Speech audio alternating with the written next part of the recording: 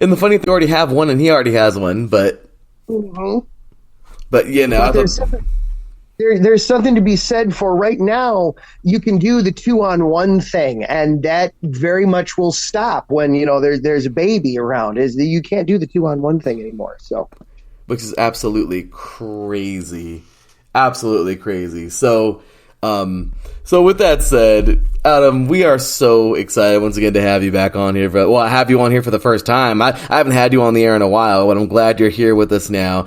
I'll tell you, this has been quite the build-up all week. Slade, I've been talking about it. At one point, she was like, because she's not a big fighting fan. Me, I can't get enough. Not a big fan of it at all. She's more of the... Keep the peace. Keep the peace, pacifist. Play the game, and... I don't know. Yeah, and keep it going. But no fights.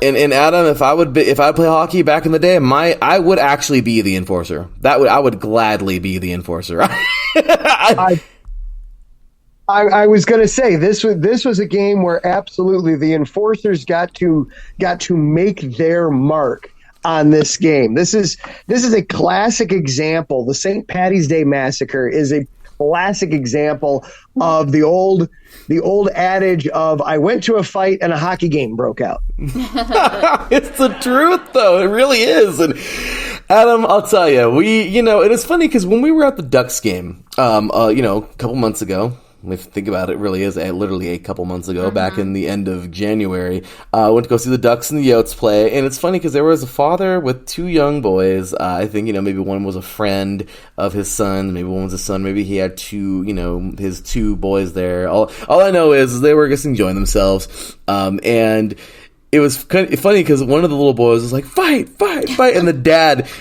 can hear him now. The dad was like, no, I don't think you're going to see too many of those there. He says, hockey sure has changed a lot since when I grew up. And it's funny. It's funny because, I didn't really think of it because I didn't really know too much. It was always football with me. But it's funny because look back at it. Adam, no joke, man. I've looked back at older hockey games, man. There were fights all over the place. Nowadays, it's not really like that. Why do you think that is? Oh, well, the easiest way. So the enforcer, to give a quick background for anybody who's listening, going, enforcer, what the heck are they talking about?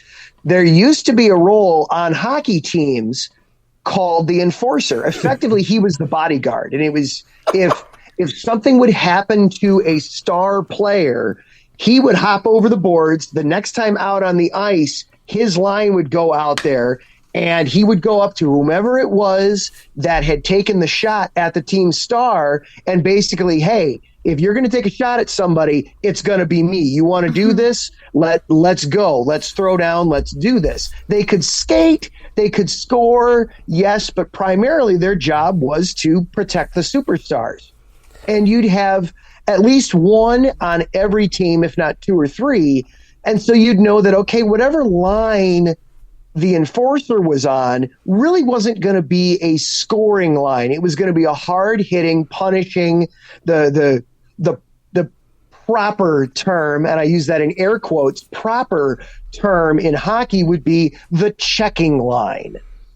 Anymore now, over the last 10, 15 years, and the Blackhawks kind of helped bring this into vogue at the beginning of their dynasty when Taves and Kane and Keith started coming in, they started to be able to have legitimate puck handlers and scorers on all four of their lines. And so when teams would roll out their checking line or their enforcing line, they would be at a severe disadvantage because the speed and skill of even the third and fourth line players on the ice was so good that they could still score. And so if you were throwing these more brutes out there as opposed to more, hey, we can be physical, but we could still play hockey and still score guys out there, you were at a disadvantage. So anymore,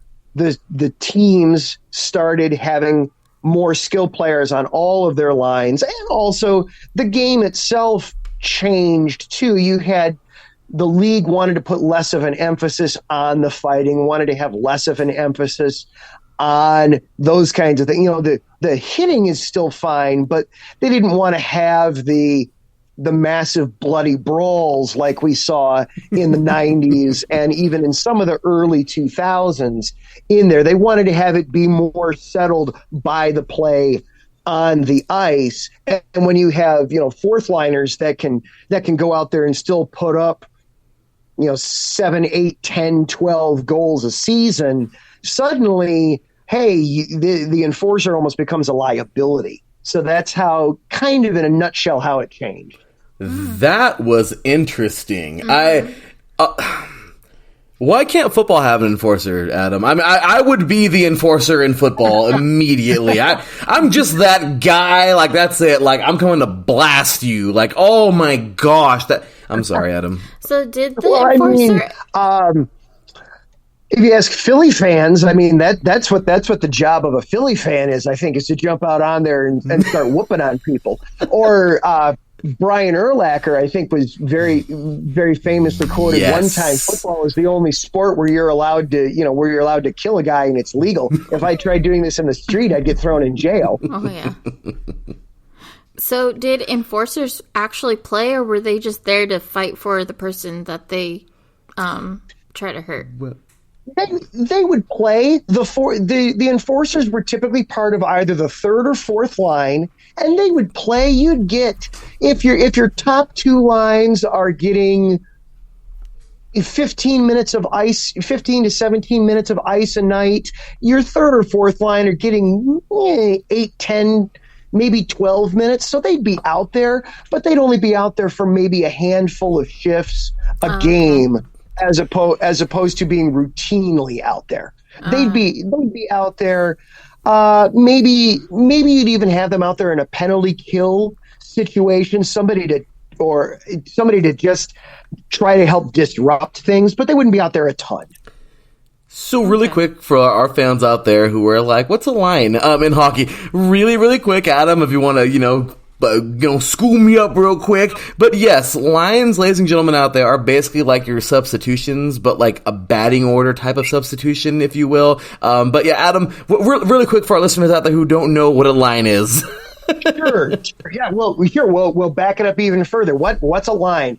A line in hockey are the three offensive players. You'll have three forwards, a centerman, a left wing, and a right wing. So they're primarily the players that you think of that are scoring, and they will rotate in and out throughout the game. If you've not watched a hockey game, first of all, watch a hockey game. Second of all, one of the most jarring things that people will notice when they start watching a hockey game is the substitutions happen live while the puck is in play. A perfect example is, think of in a basketball game, say you needed to sub out Steph Curry for a minute, but rather than having to wait for a dead ball, Steph Curry could just jump onto the bench and his replacement could just jump onto his spot in the 3-point line right there while the ball is still in play. That's what happens in hockey. And they'll have a team will typically have 4 lines of forwards, so 12 forwards broken into 4 different groups that they then rotate throughout the game. Which is incredible because it's moving substitutions. Usually in all sports, you got to wait for something to happen, a timeout. No, hockey, we're moving. Or when they're switching plays or something like that. Yeah, they don't wait. Hockey, you switch as you go. And I didn't notice that when we went to go see the game. I'll have to definitely pay attention to that when we go watch another Ducks game. Well, I got to tell you this, Adam. Cecilia was more fascinated with the Zambonis, I think. What? No. She was very like, those are cool. I want to ride on one. Well, people were riding them when they were, what do you call them, intermissions or whatever? Yeah, during the periods. Or periods, I mean. They would introduce people who were riding the Zambonis with the driver. It was pretty cool. It was pretty cool. The Zambonis are super cool. I very much understand why that would be entertaining. They are fun to watch. They really are. So, real quick, Adam, we know you don't got a whole bunch of time tonight, brother, but we thank you for being here, man. And we just want to say, this game was crazy. We watched a YouTube video. I watched one at lunch a couple days ago at work, and it was such a cool video about this incident that took place. And it was by a user by the name on YouTube, by the way, of Secret Base. It's secret and then base with the BASE. And it's just like, she recaps the entire incident, and it's crazy. Like, to think the Blues are actually, they were owned, I guess, once by, you can walk us through that, by the Blackhawks, I guess. They're not too far apart. They were in the same division for so many years. They were kind of forced to play each other. There was a lot of hatred. There's a lot of, I don't want to say hatred, but there's a lot of dislike. Players were going back, I guess, traded and moving, and because all these things happened, and then finally on St. Patrick's Day 1991 the crap hit the fan, if you will, and unfortunately it left. And this is crazy. I took a picture of this statistic, but this is absolutely insane, Adam. This massacre went on. Just watching this thing, like, it was crazy seeing the two goalies fighting, and they were tired. They were literally on the ground rolling around. They had just stopped. Someone was on top of each other, and they just paused their fight for a little bit. It was incredible. They were so tired. It was incredible. And Adam, really quick, man, this thing left, and I tried to take a picture of this statistic. 278 penalty minutes, 17 misconducts, and 24 minors and 12 majors. Ejections, I'm guessing, is what those are, like 12. That's incredible. Even the announcers were like, there's not going to be no hockey players left after this incident.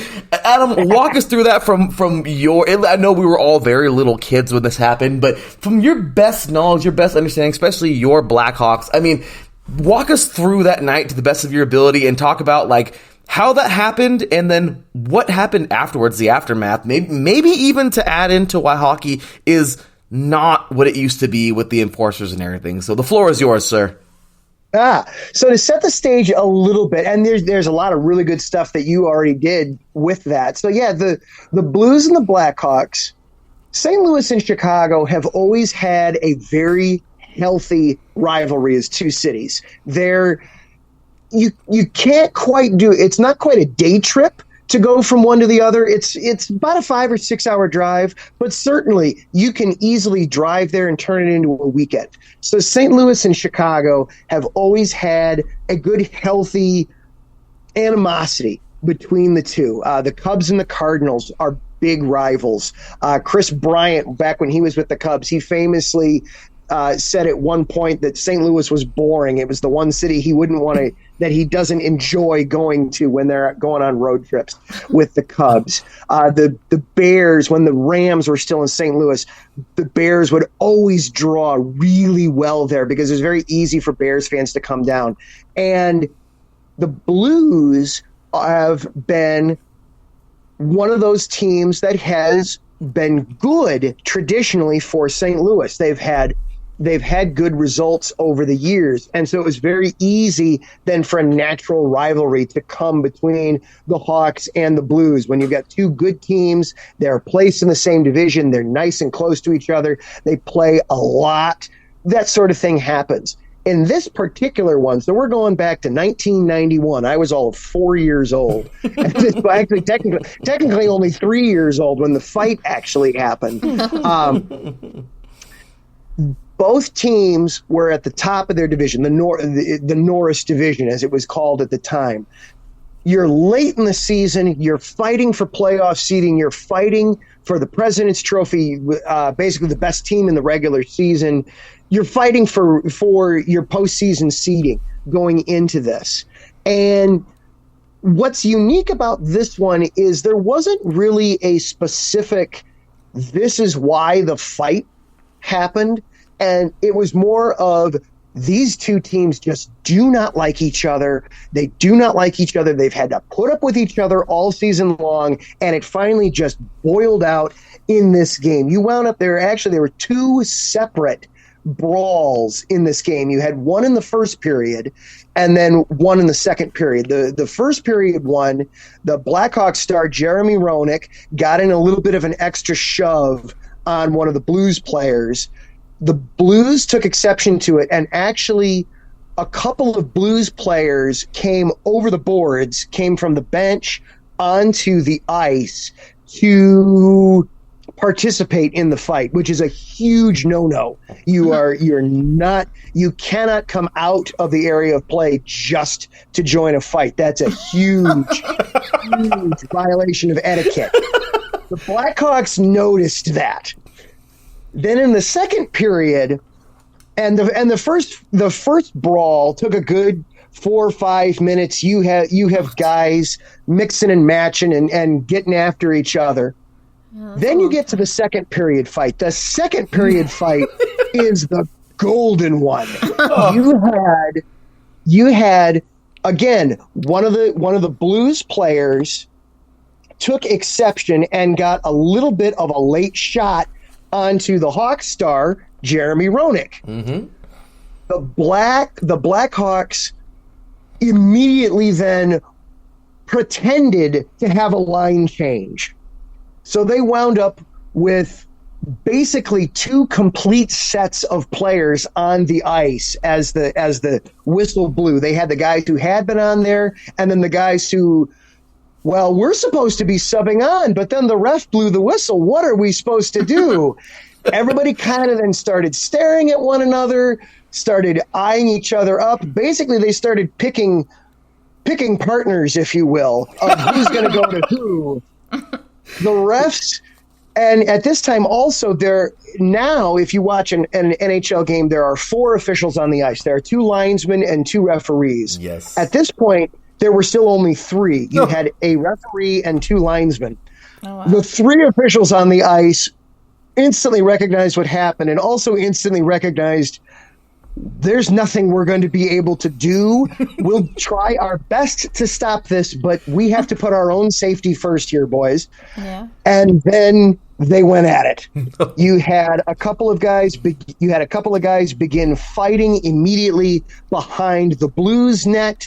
You had a couple of other minor skirmishes, but then the big one was you had the Blackhawks captain and the Blues captain separate themselves from the rest of the action. Center ice. And skated out to center ice so they could have their own personal brawl right there in the middle. And that was when Chicago Stadium really got rocking, was when those 2 guys started going at it, because the Blues captain was one of the guys that had been instigating some of the action earlier in the first period. Yeah, and the old Chicago Stadium, that stadium no longer exists. It was torn down about 3 years after this. That stadium was one where the crowd was almost literally on top of the players, and the noise they could generate,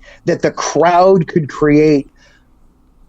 It was not uncommon, especially when the Bulls were playing there and they were in the height of their run. It would overwhelm the television microphones, and all you could hear was crowd noise.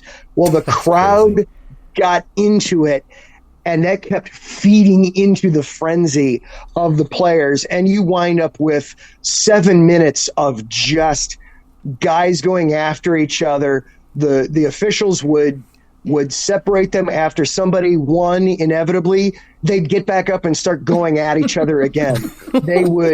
Players would see, oh, hey, the refs are all over there. Good. That means we can now drop our gloves and we could get at it without anybody stopping us for a few minutes. By the time it was all said and done, there's a great shot from the national television broadcast, and that was another, from the NHL standpoint, horrible thing. This was a nationally televised game. This was, hey, we've got 2 of our best teams in the league going at it. Everybody tune in. Oh, no. This is about the worst thing that could have happened from the NHL. The national broadcast got a shot after it was all over. It looked like a yard sale. You just see sticks, gloves, helmets everywhere. There had to have been about 14 different helmets, 30 different gloves out there, all kinds of sticks. My wife was watching the video and went, boy, if you're the equipment manager, how do you know whose is what where after you're all done? Hey, is this yours? Is this yours? I don't know. We got 10. You got 10. All right, we're good. Let's get out of here. It got so bad. It got so bad. Basically, the third period. The joke was in the third period that if the only guys playing were the only guys that hadn't been penalized. The benches were empty because both teams only had 5 guys left basically to play with for the entire third period. Wow. It's not quite accurate, but it works. Do your best. Yeah, exactly. Guys, you get to go skate out there. I know your normal shift is maybe like 90 seconds to 2 minutes. You got 20 minutes ice time. Go at it.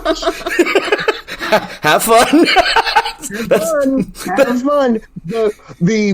If you can find it, and it's not too hard to find on YouTube, the Blackhawks broadcast of it is terrific because legendary Blackhawks play-by-play announcer Pat Foley, this was in the early days of him being on the call. The national broadcast kind of does the typical, oh no, what's going on? Somebody should stop this. No, Pat Foley, on a dime, became a boxing play-by-play man. And Lermer's got him with the right. There's the left hook. Oh, and down he goes. Oh, he's got him pinned to the ice. And there we go. Outstanding. It literally became a boxing match. And the Blackhawks announcers went right with it. They just fed off the energy and called a boxing match for 7 or 8 minutes on it. It was fantastic. It's like it changed into a whole different sport at that moment. It did. And each brawl in and of itself it's not necessarily, oh man, that's one of the greatest hockey fights ever, each individual one, but the fact that there were 2 massive brawls in the same game is part of what just lends itself to the mystique and the legend of St. Patty's Day in Chicago. Adam, that was incredible. I just think it's just so crazy. It is true. I was watching. I think we heard some of it. I don't know if it was Foley. I don't know if it was a national broadcast, but I did hear somebody say about the Blues captain after he got up and his eye was all jacked up. He was like, good, that's what he deserves. Yeah. He's been instigating all game long. Yes, that's the Blackhawks crew right there. That's the Blackhawks color man in there. Yes, he's been the cause of all this trouble all night long. Good, get him out of here. Adam, I'm sorry. Adam, I was at lunch, I'm telling you, 2 days ago. I usually look for things for us to talk about on Fridays, and I just saw the St. Patrick's Day Massacre, and I was like, oh my gosh. And then I was like, because I never really, once again, I'm barely really getting into hockey within the last 10 years, and there's still so much for me to learn. And then, trust me, I saw this, and I was like, oh my gosh, Blackhawks, and I was like, Adam, yes, like it just went together like peanut butter and chocolate. I mean, it was just peanut butter and chocolate. They go together, Reese's. But Adam, really, that was insane. I showed on the video. We watched one of the videos right now. I fast forwarded to that one. I guess I sent you earlier by JC70, and we fast forwarded to 7:59 of 9:49 on that video, and that's where you see all of the sticks, and you see the helmets and the gloves on the ice, and it's crazy because even Cecilia was like, that looks creepy. Yeah, like, I mean, it's just a shot. You don't really see any of, like, the fans or the coaches or anything like that. I mean, oh, never mind. You see some, like, of the team players or something like that. But, yeah, if you just look at the hockey rink or whatever you want to call it, it looks kind of creepy, like, eerie. Yeah, it's almost like a graveyard a little bit at that point. You've just got the Blues goalie standing there like, well, what am I supposed to do with all this stuff around? I guess maybe I should block this puck on the ground. I guess. Now, there are certainly more epic fights in and of. I mean, if you want to go down the rabbit hole of fights, you need to look up the Colorado Avalanche and the Detroit Red Wings. The year is going to escape me, but late 90s, those were 2 teams that also hated each other, and they got into a fight. Mm-hmm. I mean, That's if you want to get down a rabbit hole of hockey fights, that's another good one to look up. The St. Patty's Day, again, each brawl in and of itself is somewhat, well, it's a good hockey fight, but I don't know if it's a top 10. But what makes it so special is you got two of these in the same game, and there wasn't that, oh man, there's the reason why this happened. It was just more of these two teams absolutely hate each other, and they finally just had enough. And that's exactly what happened. It's kind of funny, right after that hockey fight on YouTube, because YouTube will take you down that rabbit hole. I happened to look down and I glanced at this video called, and I just looked it up right now, Bench Clearing Brawl in Toronto, December 7th, 1963. And wouldn't you, and uploaded by Mike Matthews on YouTube, if you guys want to take a look at it, wouldn't you know it, it involves the Toronto Maple Leafs and, well, as John Felipe, the host of Carolina Cast, would say here on IA Sports Radio, well, it also involves the Chicago Blackhawks, Adam. So I'm just saying. There's something about that team then. Some of that in defense of my Blackhawks, and also to be fair to the audience, I am still somewhat a recovering Blackhawks fan, but we don't need to get into all those sordid details.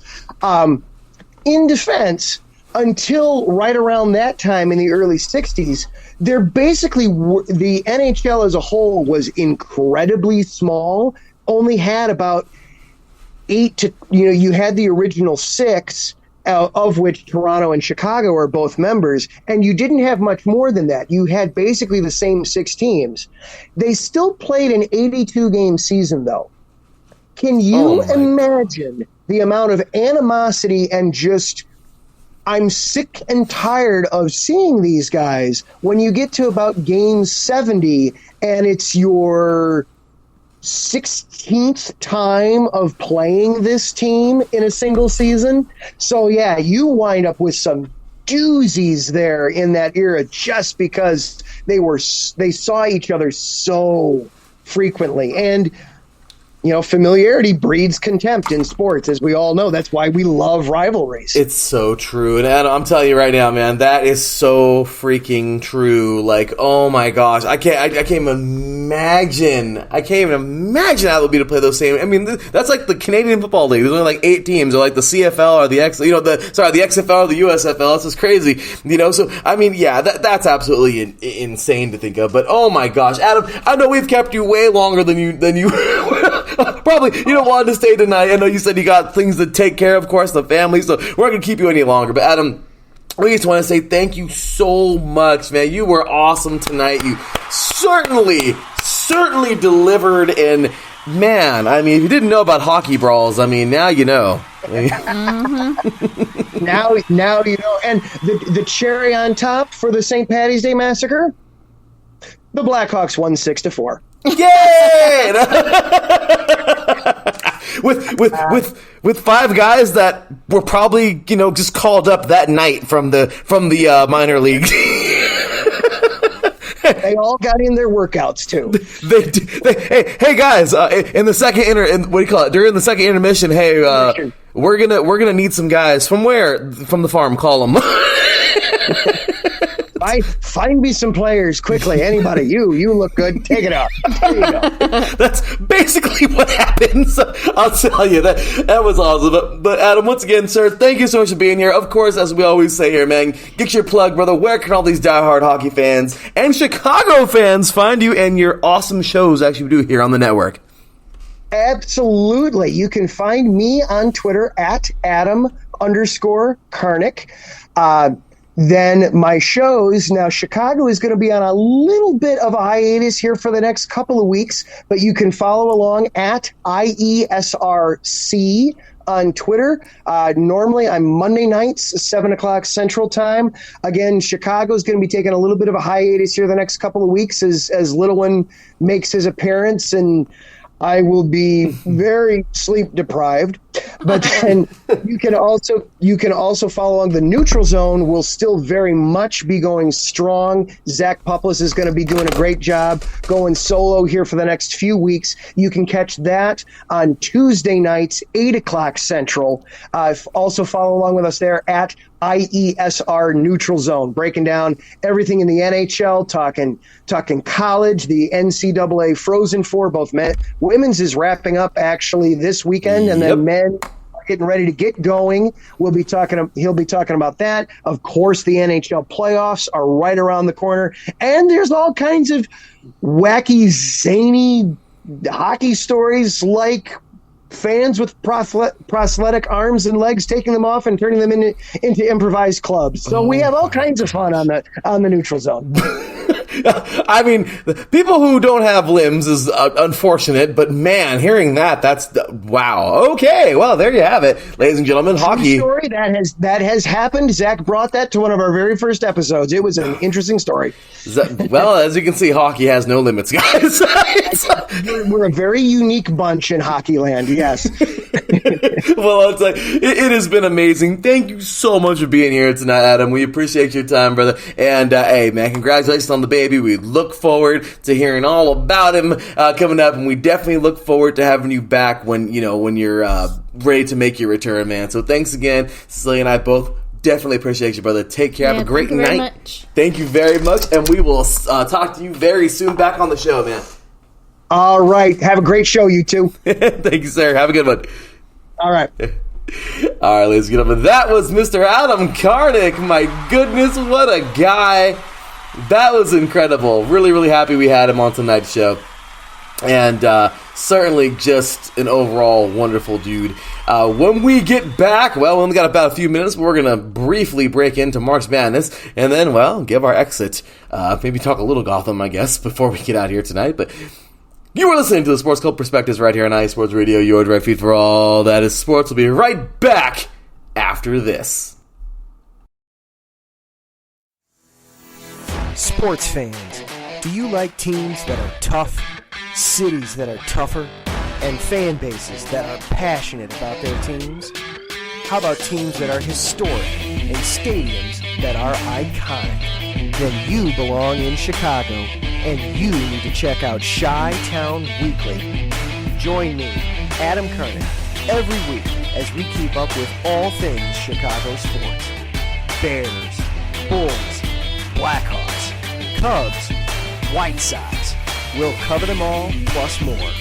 The Windy City is always buzzing, and we'll keep you up on all the big games and major stories. So tune in to Chi-Town Weekly every week right here on IE Sports Radio, your direct feed for all that is sports.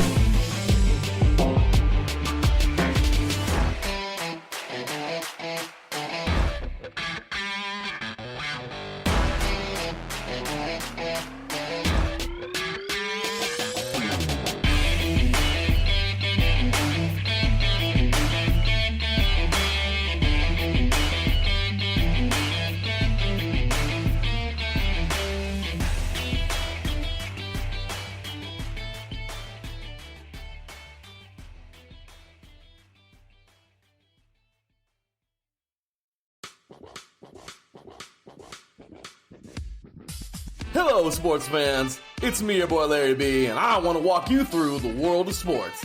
No, not just the mainstream major TV deal type sports, although those are important too.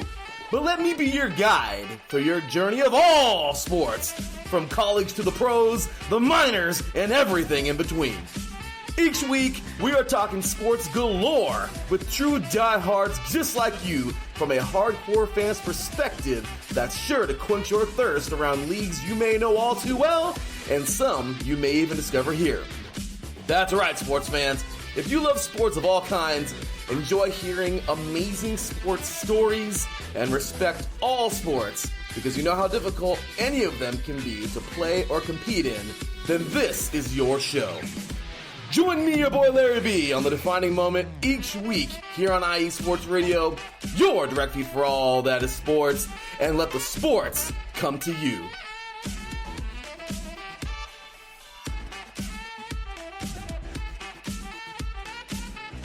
Welcome back, ladies and gentlemen. Oh my goodness, that was fun. I'll tell you, that was incredible. We had ourselves quite the talk there with Mr. Adam Karnik. Did you ever think about how crazy hockey once was? Nope. Never thought about it. But it's awesome, right? Until today. No, I don't like that. Sorry, I just love the violence. But anyway, so we only have like 5 minutes left. It was so much fun, but really quick, I guess we'll talk more March Madness next week. But oh my goodness, what a great tournament it's been. Kind of cool on this thing called CNN 10 that Cecilia watches. OMG, I love that. With her students, of course. Every morning, when school starts, they learned about March Madness. I thought that was pretty cool. She's like, hey, we learned a little bit about... we didn't learn about it on TNN 10. It was a little assignment that our teacher gave them. Oh, well, that's really cool. I thought it was CNN 10. No. I'm sorry. Okay, well, anyway, I thought that was pretty cool. So, anyway, the tournaments have been amazing, have not disappointed so far. Of course, for the men, I think the biggest upset is going to stick for a long time, and that's, of course, Furman defeating Virginia 68-67, a 13 seed over a 14 seed yesterday. It was awesome. But plenty more, of course. The ladies' tournament is underway. Follow IE Sports Radio, of course, on all social media to get plenty. We are working very hard getting those out there. But anyway, with that said, you guys, really, really, really quick, we've got a few more minutes here. Gotham. We have Reek Season 2. Yes. What do you think so far? Well, I've seen all the way up to season 2. So I obviously like it. And it's nice to catch things that I didn't see before. Cecilia is the person that doesn't know if she got to season 2 or season 3 or maybe even 4 last time. Yeah. So she just kind of goes with it. Poor thing. Yeah. Oh, and you got to finally see. So there is the Joker. He's obviously young, which is pretty cool because it's a show that it's about the villains who are rising up to be what everyone knows them to be. So yeah, he finally got to meet the Joker. So he'll get to see more of what he is and who he is and whatnot, and see if he likes this Joker or not. I know, right? Still, Heath is the dude. Nicholson was amazing. I still like Leto. Cecilia didn't like Leto. He was okay. Yeah, I don't know. He was just weird. I thought he was pretty good. But anyway. They made that Joker like a little different. Well, I'll tell you. It has definitely been some fun. And well, I think it's about time to cue that music. My goodness, I can't believe it. We're basically up out of here. We want to apologize for some of the background noise tonight. Our little kitty, who misses us dearly. She just wants to be part of the podcast too. She wants to podcast. She doesn't see us all day. We're at work. So then we get home and, well, she kind of wants our attention just a little bit. So, but yes, Blue wants to be on the microphone. Yep. She is trying to make her podcast debut. She really is, because every time you set it up, especially for your show, Sue, she was jumping on the desk just to be there right with you. We should show that picture of her. Oh my gosh. Yeah, it's funny. She wants to podcast too. We're gonna make her own Blue show for cats. Right, that's her name, by the way, Blue. If you want to follow us, we definitely appreciate you guys. Make sure to head on over to TSCP_IESR. I know we don't tweet a whole bunch, but we're getting better. I know I should get better. I will. Yeah, we're definitely going to get more on there. And, well, we just thank you guys so much for tuning in. This show is so much fun. We didn't even know if we were going to have a show this week just because how hectic things have been for us. March is the only month where we're actually like full pedal to the metal, no holidays, no breaks, no nothing at school. So we really, really dig deep in March. And, well, let's just say it was a challenge getting together this week, or getting the show together this week, but we did it. And we're happy. We had a topic. Wasn't Cecilia's favorite, but kind of a cool topic. And everybody keep the peace. Keep the peace. Next week, we're going to switch the gears from the hockey rink and the cold ice to the warmer temperatures of the hardwood. And, well, exchange the puck for a volleyball. Because next week, we're talking to two former Star High School athletes that went to my high school, actually. years and years after I did because I'm really old. And of course, the host of our volleyball show here, Set Point, one of our other COOs here, Mr. Taryn Rodriguez, and we're talking a little bit of volleyball next week. Woo! It's going to be a lot of fun. So we're excited about that. It's a great sport, and we are ready to roll. We are ready to get plenty into some volleyball, and we hope you guys enjoy the show as much as we will bringing it to you. So with that said, any other last words for our audience tonight? Thank you for listening. Take care, be safe, and stay healthy. Please do, y'all. Stay healthy. Enjoy yourselves. Have a great weekend. Enjoy March Madness.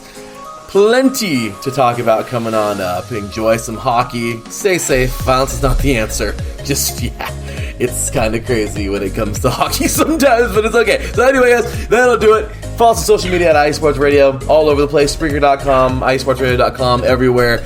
And, we will see y'all next week. With that said, y'all, for my beautiful wife, Cecilia, from me, your boy, Larry B., this is the Sports Couple Perspectives, and we are the Sports Couple, and we are signing off. See y'all next week, same time, same place. Until then, take care, and as always, God bless.